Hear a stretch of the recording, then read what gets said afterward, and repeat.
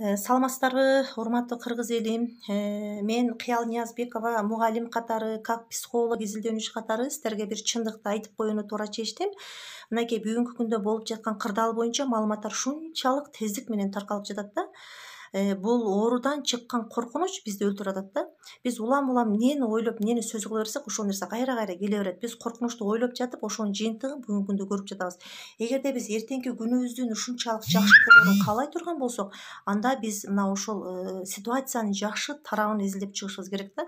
Улам коркунучту ойлой берип, коркунучтун эмоциясын аламга жөнөтө берсек, Кудайдан ошондой ответти ала беребиз да. Ошондуктан бул коркунуч деген бул адамдын организминдеги вируска каршы туруучу иммунитеттин 50% автоматтык түрдө жок кылат да.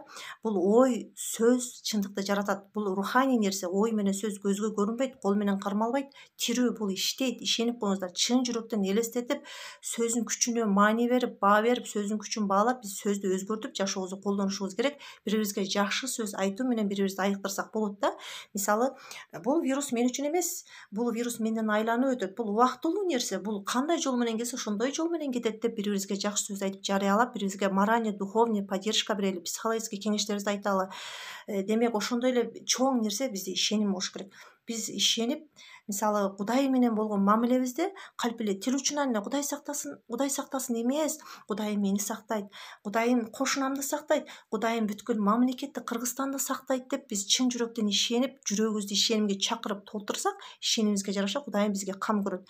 Мынакей ушундай нерсени жиберип жаткан Кудайым сөзсүз түрдө мунун чечилиш жолун дагы жиберет. Ишенип коюңуздар. Кудайым бизди таштабайт. Ал керемет, биз менен дайыма бирге. Бул дартты берген дабасын бербей койбойт дегенде чечилүү жолун берет да.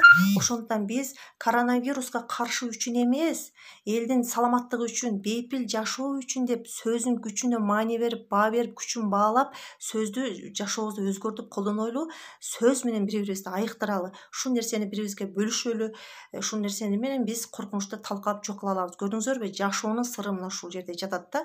Жүрөгүбүзгө мээрим сүйүүнү чакыралы, жүрөгүбүздөгү мээрим сүйүү менен бири-бирибиз менен бөлүшөлү, жан дүйнөбүздү, жүрөгүбүздү жакшылыкка толтурсак, жаман нерсеге орун жок, өзүнөн өзү жаман нерсе жок болот. Анан улам эле тияктан чыкты, бияктан чыкты дей бере турган болсок, биз абалды корчутуп, кайра кызытып жиберебиз да. Андыктан келиңиздер, баарыңыздар ушу мамлекет тарабынан айтылган тапшырмаларды туура, так аткарып, эрежелерди сактап, гигиена, тазалыкты сактап, туура тамактануу менен бирге жакшы сөз айтууну бири-бирибизге адат кылып алалы, бири-бирибизге ушундай жакшы сөз менен жардам берели. Бул чындык. Баарыңыздарга ден соолук каалаймын.